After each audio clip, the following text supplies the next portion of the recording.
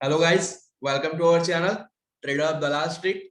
तो आज हम बात करने वाले हैं एक इंटरेस्टिंग टॉपिक के बारे में, trading versus investment. Trading versus investment, like trading मतलब कि मैं इंट्राडे ट्रेडिंग की बात नहीं करने वाला हूँ, यहाँ पे मैं स्विंग ट्रेडिंग की बात करने वाला हूँ। अगर आपको नहीं पता है कि स्विंग ट्रेडिंग क्या होता है तो उसके बारे में पहले बात कर देता हूँ कि स्विंग ट्रेडिंग मतलब कि कोई स्टॉक आप खरीदते हो अब एंड उसको आप बेचते हो 1 महीने बाद, 2 महीने बाद, 3 महीने बाद, उसको हम बोलते हैं स्विंग ट्रेडिंग। उसको हम शॉर्ट टर्म ट्रेडिंग भी बोल सकते हैं। ओके, तो उसमें डिफरेंस क्या होता है, कौन सा अच्छा रहेगा हमारे लिए, आपकी प्रोफाइल के हिसाब से आपको क्या सूट करता है, उसके बारे में हम आज इस वीडियो में बात करेंगे। एंड आपको क्या चूज करना चाहिए जिससे आप अपने रिटर्न्स को मैक्सिमाइज कर सको। तो चलिए स्टार्ट करते हैं। मैं एक सिंपल सा आपको क्वेश्चन पूछूं कि एचडीएफसी बैंक का सीएजीआर क्या होगा। सीएजीआर मतलब compound annual growth rate. Compound annual growth rate किसी को नहीं पता है तो वो गूगल कर सकता है। कंपाउंड एनुअल ग्रोथ रेट मतलब कि कंपाउंडेड रिटर्न क्या दे रहा है एचडीएफसी बैंक पिछले सालों में। तो आप देखोगे वहां पे तो 15 to 20% के अच्छे खासे रिटर्न एचडीएफसी बैंक, मतलब रिलायंस एंड एक्सिस बैंक, कोई सा भी स्टॉक, ब्लू चिप स्टॉक हो, उसको आप निकाल के देख सकते हो कि उसका रिटर्न 15 to 20% तो रहता ही है।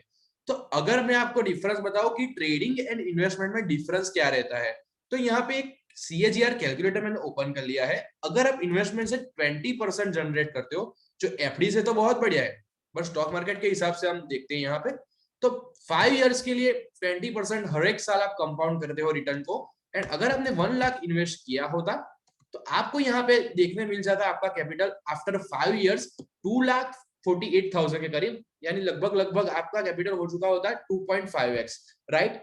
तो अगर आप ये इस तरह से 20% का रिटर्न जनरेट करते हो तो ये इन्वेस्टमेंट में बनाना कुछ मतलब बहुत बड़ी चीज नहीं है। इन्वेस्टमेंट में 20% return like decent return, and ये कोई भी बना सकता है। कोई अच्छी सी कंपनी में आप लगा दोगे वैसे तो 20% रिटर्न तो बन ही जाएगा।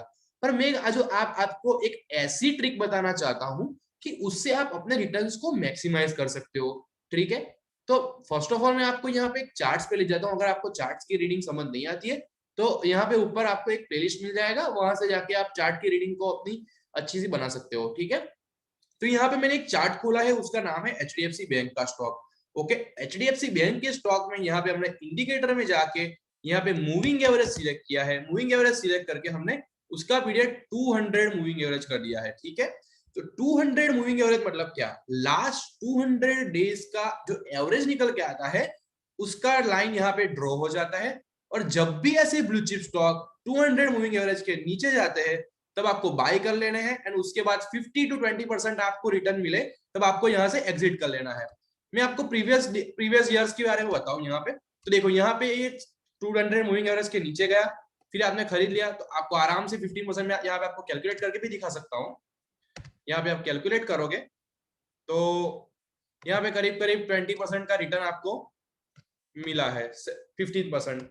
उसके बाद भी थोड़ा ऊपर गया था यहाँ तक, मतलब 15 to 20% रिटर्न आपको यहाँ पे मिला है। मतलब ऐसे स्टॉक्स में आपको एक ब्लू चिप स्टॉक्स जो अच्छे फंडामेंटल वाले स्टॉक है वो स्टॉक्स में ही ये स्विंग ट्रेडिंग करना है। एक इजी ट्रिक है 200 मूविंग एवरेज।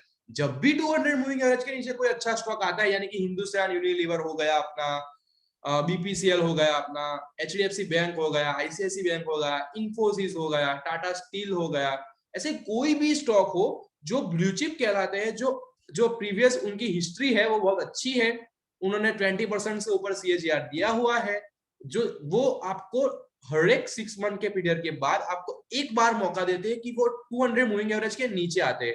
जब भी ये 200 मूविंग एवरेज के नीचे आते हैं, ये कोई यहाँ पे नीचे आया फिर से ऊपर चला गया यहाँ पे, तो ऐसे आपको मतलब 15% आप दो दो टाइम फ्रेम मतलब 2 बार निकालते हो अपने एक साल में, तो 30% तक का रिटर्न तो आप आसानी से जनरेट कर सकते हो। ये मैंने मतलब मिनिमम साइड पे आपको बोला, उससे ज्यादा भी आप निकाल सकते हो। तो अगर इसका डिफरेंस क्या आएगा लॉन्ग टर्म में, अगर 20% से आप 20 इयर्स का देखें तो 1 लाख का आपका बनेगा 38,33,000। Okay, 38,33,000, I am not joking guys, you can also calculate this.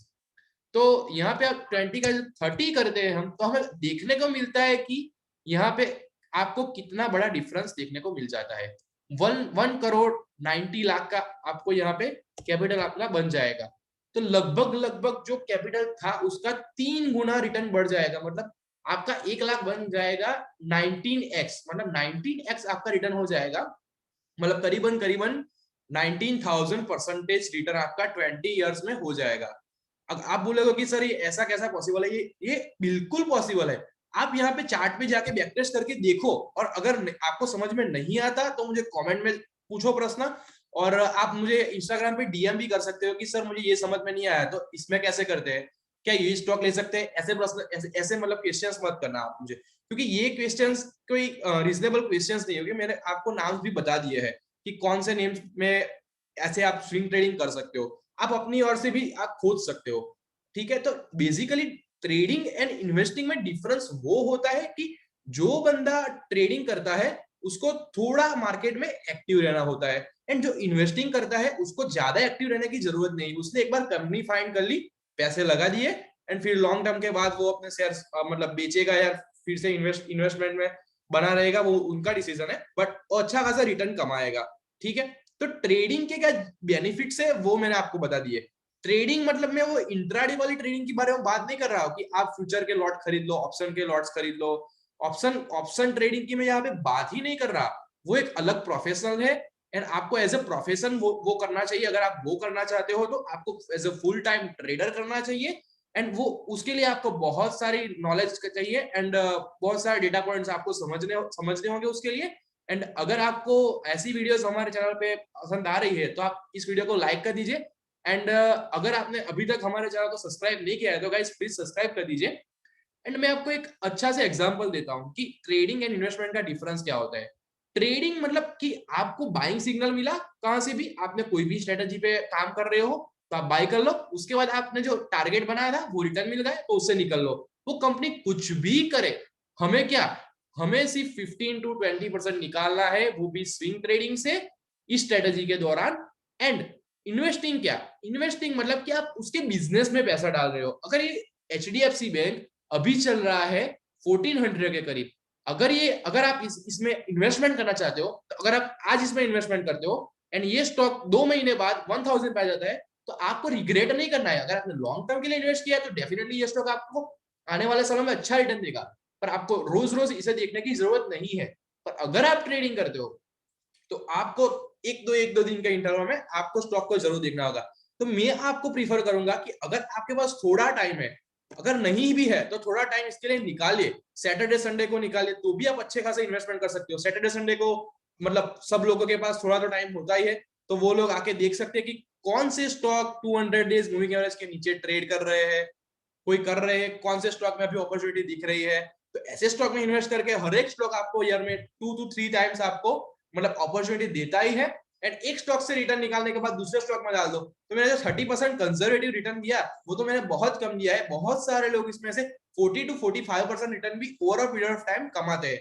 तो गाइज मुझे लगता है कि आपको ट्रेडिंग वर्सेस इन्वेस्टिंग का डिफरेंस भी पता हो गया होगा, एंड ट्रेडिंग या इन्वेस्टिंग किसमें ज्यादा रिटर्न बनता है वो भी आपको इस वीडियो से समझ आ गया होगा। तो चलते गाइज, अब मिलते हैं आपको नेक्स्ट वीडियो में। Good bye, take care and bye bye.